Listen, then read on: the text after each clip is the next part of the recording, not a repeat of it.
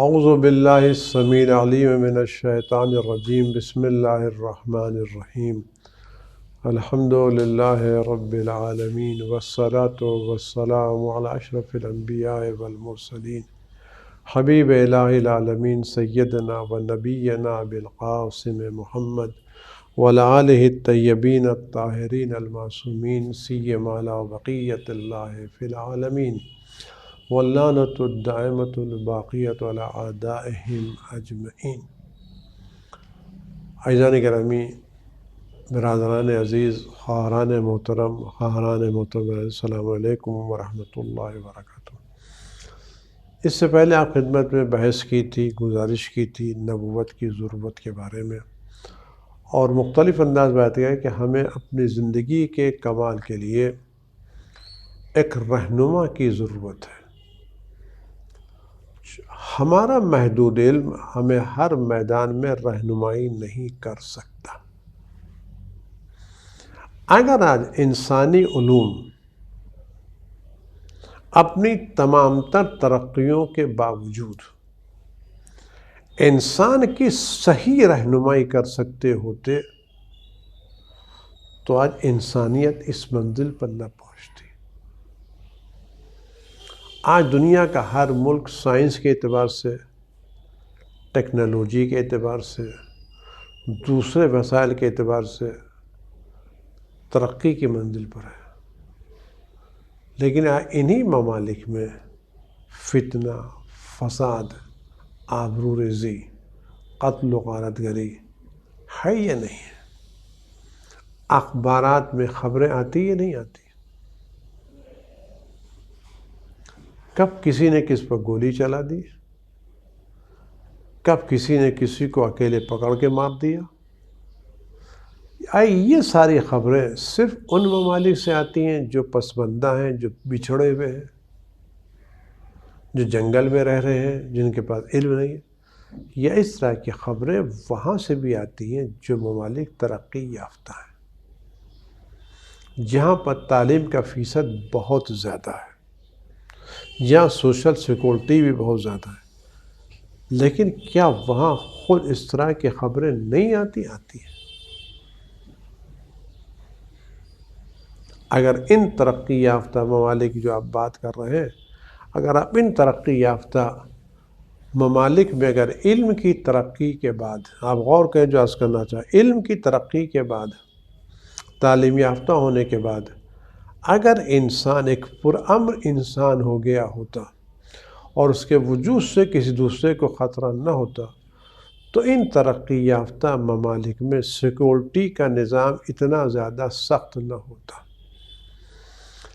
یہ گھر میں کیمرے، سڑکوں پر کیمرے، گلی کوچوں میں کیمرے، سیٹلائٹ سے آبزرویشن، یہ کس کے لیے کیا جا رہا ہے؟ یہ ہماری یہ روز بروز میں اضافہ ہو رہا ہے یا نہیں ہو رہا ہے؟ اگر آپ ایک بیمار کی بات لیں، ایک بیمار شدید بیمار ہے، اس کو وینٹیلیٹر پر ڈال دیا گیا،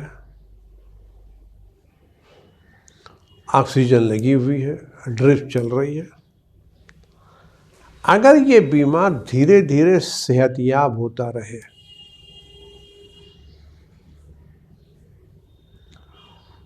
تو یہ وسائل کم ہوں گے یا بڑھیں گے؟ یہ انسان جو بھی ان کو وینٹیلیٹر پر ڈال دیا گیا، ڈرپ لگی ہوئی، ادھر ادھر ڈاکٹر لگے ہوئے ہیں، اس کی حالت امپروو ہوئی، بہتر ہوئی۔ اب یہ حالت امپروو ہوگی، بہتر ہوگی تو اس کو ایک اور الگ سے وینٹیلیٹر لگا دیا جائے گا، ایک اور سے ڈرپ چڑھا دی جائے گی، ایک اور کسی کیئر میں رکھ دیا جائے گا، یا یہ چیزیں دھیرے دھیرے کم ہوں گی۔ وینٹیلیٹر کا پریشر کم ہوگا، اس کو نکالا جائے گا۔ آکسیجن زیادہ چل رہی تھی تو وہ نکال لی جائے گی، اس کو ICU سے نکال کے ICU میں ڈالا جائے گا، ICU سے نکال کر کے جنرل وارڈ میں ڈالا جائے گا، جنرل وارڈ سے نکال کے وہ گھر بھیجا جائے گا۔ جب گھر بھیجا جائے گا تو صحیح، نہ آپ سے نہ وینٹیلیٹر کی ضرورت ہے، نہ آکسیجن کی ضرورت ہے، نہ ڈرپ کی، اب یہ صحت مند ہو گیا ہے۔ تو جتنا صحت مند ہو جاتا اتنے یہ چیزیں کم ہوتی چلی جا رہی ہیں۔ تو اگر علم کی بنیاد پر، سائنس کی بنیاد پر انسان پرامن ہو گیا ہوتا تو یہ سیکورٹی میجرمنٹ جو ہے یہ غیر ترقی یافتہ ممالک میں زیادہ ہوتے، اور ترقی یافتہ ممالک میں لوگ گھروں کے دروازوں کو کھول کر کے رہتے۔ لیکن ہم یہ دیکھتے ہیں کہ جتنے ملک ترقی یافتہ ہوں گے سیکورٹی نظام اتنا ہی زیادہ سخت ہے۔ یہاں تک کہ کس جگہ تو خالی دروازوں پر کیمرے لگے ہوئے، کچھ جگہ تو پورے گھر کی کھڑکی میں سینسر لگے ہوئے، گھر کے چاروں طرف سینسر لگے ہوئے، کوئی اجنبی جا نہیں سکتا، اور یہ سسٹم بڑھ رہا ہے نہیں بڑھ رہا ہے۔ تو اگر اس علم کی ترقی نے انسان کو پرامن بنا دیا ہوتا تو جیسے علم ترقی کرتا جاتا اتنا ہی زیادہ سیکورٹی نظام کو کم سے کم ہوتا چلا جانا چاہیے تھا۔ جیسے مریض جتنا ٹھیک ہوتا جاتا ہے اتنا ہی اس کی میڈیکل سپورٹ کم ہوتی چلی جاتی ہے۔ اگر میڈیکل سپورٹ بڑھ رہی ہے، پہلے وہ جنرل وارڈ میں تھا، آئی سی یو میں ہے کہ حالت بگڑ گئی، آئی سی یو سے آئی سی سی یو میں ہے، حالت اور بگڑ گئی۔ کہ پہلے ایسے ہی تھا، اب اس کو آکسیجن لگا دیا، کہ پہلے 2 لیٹر آکسیجن تھی اب 5 لیٹر آکسیجن ہے، کہ اب اس کو وینٹیلیٹر کی ضرورت ہے۔ تو اگر یہ جنرل وارڈ سے آ رہا ہے تو اس کا مطلب کیا ہے؟ حالت دھیرے دھیرے بگڑ رہی ہے، بہتر نہیں ہو رہی ہے۔ اگر بہتر ہو رہی ہوتی تو وینٹیلیٹر نکل جاتا، آکسیجن نکل جاتی، ڈرپ نکل جاتی۔ لیکن اگر ایک چیز جسے بڑھ رہی تو مطلب حالت خراب ہوتی چلی جا رہی ہے۔ تو اگر علم کی بنیاد کے اوپر، سائنس کی بنیاد پر، ٹیکنالوجی کی بنیاد پر انسان پرامن ہو گیا ہوتا، ترقی یافتہ ہو گیا تھا واقعی، تو اس سیکورٹی مینجمنٹ کو کم ہونا چاہیے تھا۔ لیکن اگر آپ جتنے بھی ترقی یافتہ ممالک میں چلے جائیں وہاں سیکورٹی مینجمنٹ زیادہ ہے۔ یہ بتا کس رہا ہے؟ یہ اس بات کی علامت ہے کہ علم نے ہمیں بہت زیادہ ترقی نہیں دی ہے، ترقی نہیں دی ہے۔ کیوں؟ وجہ یہ ہے دنیا کے قوانین، دنیا کے دانشمند، دنیا کے دانشور، پارلیمنٹ قانون تو بنا سکتی ہیں لیکن قانون کو اپلائی کرنے کو ان کے پاس کوئی طاقت نہیں ہے۔ اور آپ یقین جانیے قانون زور و زبردستی تو اپلائی نہیں ہوتا، قانون دل کی گہرائیوں سے اپلائی ہوتا ہے، نہیں ہوتا۔ تو دنیا کے پاس اگر ہم مان بھی لیں قانون بنانے کا حق ہے یا قانون بنا سکتی ہے تو اس قانون کو نافذ کرنے کی کوئی ضمانت دنیا کے پاس نہیں ہے، لیکن دین کے پاس ضمانت ہے۔ دین کے پاس جب جناب سلمان کو مدینے کا گورنر بنا کے بھیجا گیا تو کیا کہا فرمایا؟ میں آ گیا ہوں، اب تم گھروں کے دروازوں کو بند کرو، چوری ہونے والی نہیں ہے۔ اسے کہتے ترقی۔ پہلے لوگ ڈر کے مارے نہیں نکلتے تھے، آج کہتے گھروں کو کھول دو، کوئی چوری کرنے والا نہیں ہے۔ تو یہ کس نے ضمانت فراہم کی؟ یہ ضمانت مذہب نے فراہم کی، یہ ضمانت مذہب نے فراہم کی۔ آپ غور کریں، اسی لیے آپ یہ دیکھیں کہ دنیاوی نظام کی ایک خامی یہ ہے کہ دنیا کے پاس جرم کی سزائیں تو ہیں لیکن قانون کی پابندی کے انعامات نہیں ہیں۔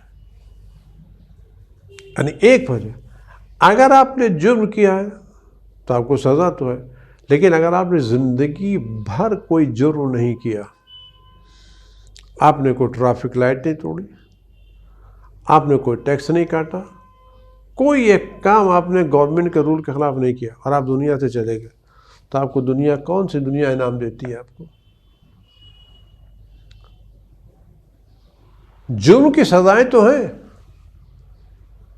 لیکن اطاعت کی جزائیں نہیں ہیں۔ دین میں دونوں کام ہیں۔ دین اگر جھوٹ بولنے پر سزا دیتا ہے تو سچ بولنے پر انعام بھی دیتا ہے۔ یہ پہلو دین کے لیے ضمانت فراہم کرتا ہے قانون کے نافذ ہونے کی، کیونکہ دین کے بعد یہ طاقت ہے کہ وہ جرم کی سزا بھی دے سکے اور اطاعت کی جزا بھی دے سکے۔ تو اس بنا پر اگر ہم یہ کام مان لیں کہ علم رہنمائی تو کر سکتا ہے لیکن علم قانون کو نافذ نہیں کر سکتا، تو ضرورت ہے ایک دین کی، اور جب دین کی ضرورت ہے تو ضرورت ایک ایسے شخص کی جو دین کو لوگوں تک پہنچائے۔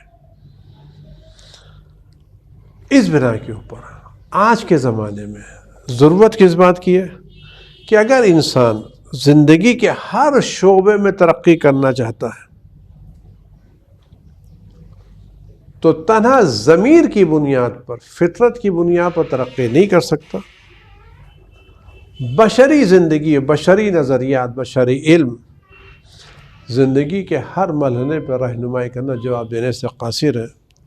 اس بنا پر ضرورت ہے نبی کی، ایک ایسا نبی جس نے علم خدا سے حاصل کیا ہو، وسیع علم رکھتا ہو، جو زندگی کے ہر پہلو میں انسان کی نمائندگی کا رہنمائی کر سکتا ہو۔ یہ نبی کی ضرورت ہے، اور یہ ضرورت آج بھی کیوں ہر میدان میں ترقی اور قانون کا عملی ہونا کسی ایک خاص زمانے سے مخصوص نہیں ہے کہ 100 برس پہلے قانون کا عملی ہونا ضروری تھا، آج عملی ہونا ضروری نہیں، آج بھی اتنا ہی ضروری ہے جتنا کل ضروری تھا۔ انسان کی ترقی و تکامل جتنا کل ضروری تھا اتنا ہی ترقی و تکامل آج بھی ضروری ہے، اتنا ہی بلکہ آج اور زیادہ، جب اور زیادہ ضرورت ہے تو انسان کو آج اور زیادہ نبی کی ضرورت ہے۔ نبی ہی وہ ہے جو انسان کو کمال کے درجے تک پہنچا سکتا ہے۔ اس سلسلے میں حضرت امام جعفر صادق علیہ السلام نے بہترین بات ارشاد فرمائی ہے، بہترین بات فرماتی ہے۔ اب جو کتاب میں جملہ ہے، اس کو میں پڑھ رہا ہوں، آپ اس کو غور کریں، واقعی امام کے کلمات کلام امام ہے۔ فرماتے ہیں جب ہم یہ ثابت کر چکے کہ ہم کو ایک ذات نے پیدا کیا ہے جس میں مخلوقات کی کوئی صفت پائی نہیں جاتی، یعنی وہ جسم نہیں ہے، آ نہیں سکتا، دکھائی نہیں سکتا، وہ حکیم ہے اور ہر چیز سے بلند و بالا ہے۔ لوگ نہ تو اس کو دیکھ سکتے ہیں، نہ اس کو مس کر سکتے ہیں، اور نہ اس سے روبرو بحث و گفتگو کر سکتے ہیں، اور نہ براہ راست اس سے اپنے احکام دریافت کر سکتے ہیں۔ لہذا ضروری کہ لوگوں کے درمیان اس کے نمائندے ہوں تاکہ اس کے اور مخلوقات کے درمیان واسطہ اور رابطہ ہو۔ یہ نمائندے لوگوں کو ان کے نفع و نقصان سے آگاہ کریں اور ان کی بقا اور فنا جس چیز سے متوجہ ہیں بتائیں کہ تمہارے میں بقا کس چیز میں ہے، فنا کس میں ہے، کمال کس میں ہے، زوال کس میں ہے، کون سے کام انہیں انجام دینا چاہیے اور کس چیز سے پرہیز کرنا چاہیے۔ بس ایسے افراد کا وجود ضروری جو لوگوں کے درمیان امر و نہی کا فریضہ انجام دے، خالق و مخلوق کے درمیان واسطہ ہوں۔ یہ مقدس ہستیاں انبیاء علیہ السلام ہیں جو خداوند عالم کے برگزیدہ بندے ہیں، جنہیں خدا نے ادب و حکمت کے زیور سے آراستہ کیا۔ یعنی یہ وہ افراد ہیں جو دنیا میں علم حاصل نہیں کرتے، خداوند عالم اپنی بارگاہ سے ان کو علم بھی دیتا ہے، اپنی بارگاہ کو حکمت بھی دیتا ہے، اپنے ان کو ادب بھی سکھاتا ہے۔ جنہیں خدا نے ادب حکمت کے زیور سے آراستہ کیا اور انہیں اس پر انبیاء اور پیغمبر گرچہ شکل و صورت کے لحاظ سے تمام لوگوں سے مختلف نہیں ہیں، وہ بھی سر ہاتھ پیر رکھتے ہیں، لیکن روحی اور معنوی صفات ان کا کوئی ایک بھی شریک نہیں ہے۔ وہ دیکھنے میں ہمارے جیسے لیکن حقیقت ہمارے جیسے، وہ کیوں؟ اس لیے کہ ہم حقیقت میں عیوب کا مجموعہ ہے اور وہ کمالات کا مجموعہ ہے۔ ہم جاہل ہیں، وہ عالم ہیں، ہم کم اخلاق والے، وہ بہترین اخلاق۔ خداوند عالم نے انہیں علم و حکمت کے ذریعے انبیاء اور پیغمبروں کی شناخت اور ان کے دعوے کی صداقت کے لیے دلیلیں معین کیے، ان کو معجزات عطا فرمائے تاکہ زمین حجت خدا سے خالی نہ رہے۔ آسمانی اقوام تو یہ کہتے ہیں، اب غور انبیاء کی ضرورت ہے۔ اب یہاں پر ایک مسئلہ، یہ انبیاء جو ہدایت کرتے ہیں یہ کسی ایک پہلو نہیں کرتے، ان کے پاس سارا مکمل سسٹم ہے، حکومت ہے، عدلیہ ہے، اقتصاد ہے، حکمت ہے، پاکیزگی ہے، شرافت ہے، برادری ہے، برابری ہے، ہدایت ہے، تربیت ہے، علم و دانش ہے، قدرت و طاقت ہے، انفرادی اجتماعی وظائف ہے، ساری زندگی کے ایک ایک پہلو انبیاء بیان فرما دیتے ہیں، اور ہر پہلو انسانوں کی ترقی دیتا ہے۔ آپ غور کریں تو اس بنا کے اوپر یہاں پر ضرورت اس بات کی ہے کہ نبی آئے، اور ان تقاضوں کو اگر کوئی پوری طرح سے پورا کر سکتا ہے تو وہ دین مقدس ہے، کہ اس کے علاوہ جتنے بھی ادیان آئے ہیں وہ شروع میں تو ٹھیک تھے لیکن بعد میں سب میں تحریف۔ اور آخری بات عرض کریں جو اس سبق کی آخری بات ہے، چونکہ انبیاء کا درجہ بہت بلند ہے، ہدایت کی منزل پر ہے، لوگوں کے درمیان ان کی عزت ہے، ان کا وقار ہے، ان کی خدمتیں ہیں انبیاء کی، درجہ ہے انبیاء کا، انسان ان کے محتاج ہے، خدمتیں ان کی ہیں، چیزیں انجام دی ہیں انہوں نے،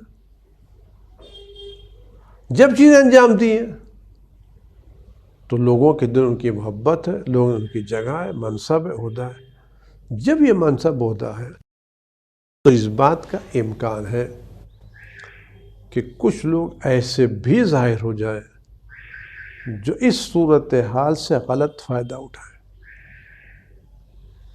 آپ دنیا میں دیکھتے ہیں کہ جب کوئی اچھی چیز بن جاتی ہے اور کارآمد ہو جاتی ہے تو اس کی ڈپلیکیٹ بھی بننے لگتی ہے۔ ابھی آپ نے کورونا میں دیکھا ہوگا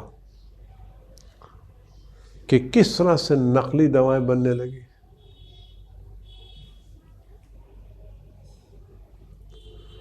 کسی نے 5 روپے کی دوا کو غلط نہیں بنایا، کیونکہ 5 روپے کیا فائدہ ملے گا، لیکن وہ دوائیں جو لائف سیور تھیں، آیا وہ دوائیں ڈپلیکیٹ بننے لگی یا نہیں بننے لگی؟ یہ دنیا کا قاعدہ ہے کہ جو چیز کمال کی منزل تک پہنچتی ہے اس کی ڈپلیکیٹ بن جاتی ہے، اور ہوشیار لوگ ڈپلیکیٹ کو اوریجنل سمجھ کے بیچ دیتے ہیں، لیکن جب یہ ڈپلیکیٹ جاتی ہے تو زندگی بچانے کے بجائے زندگی لینے کا کام کرتی ہے۔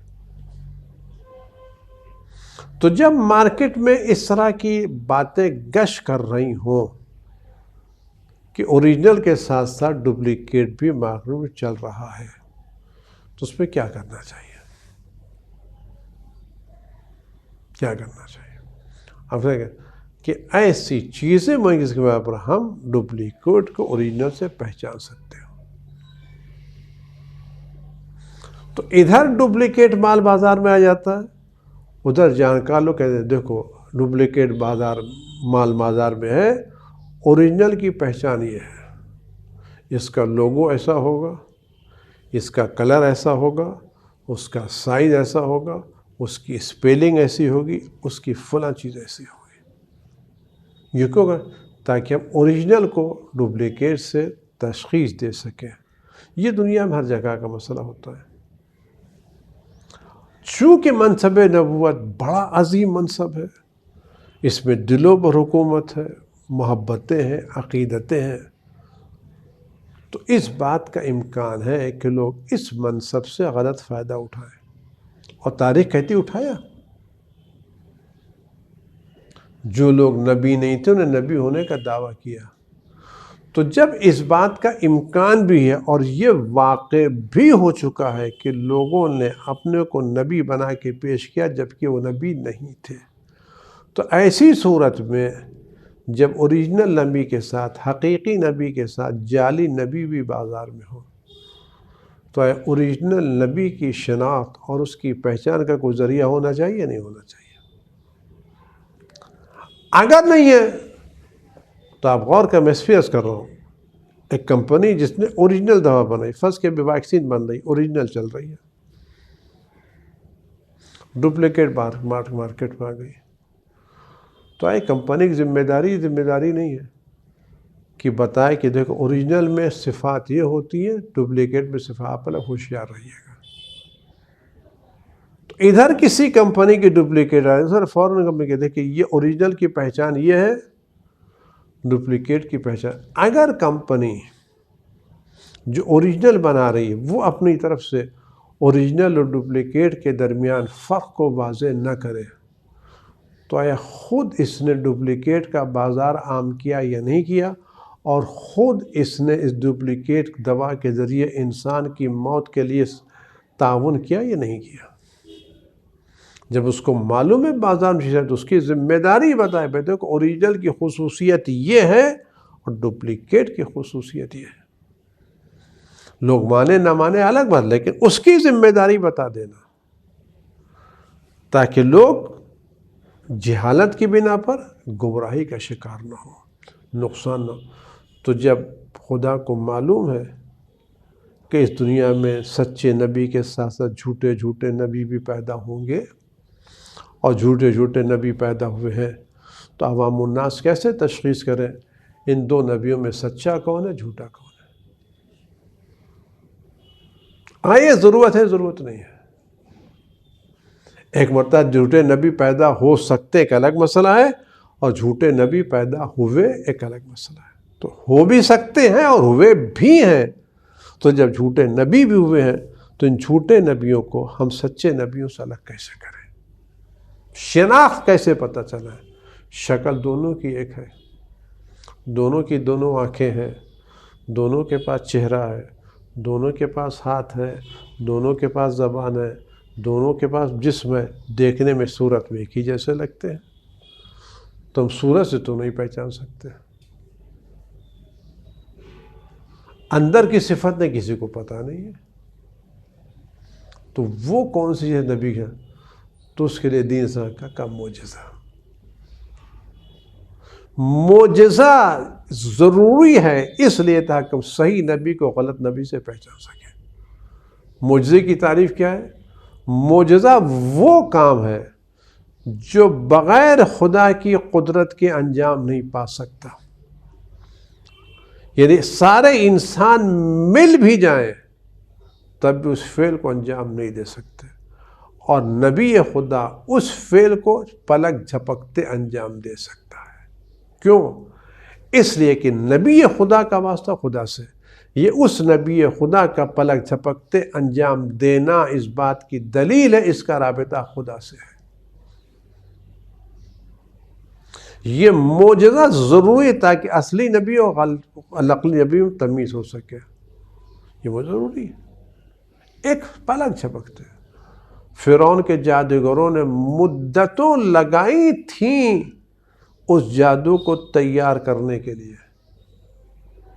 نہ معلوم کتنے راتیں جاگے ہوں گے، کتنی فکر کی ہوگی، کتنی تیاری کی ہوگی.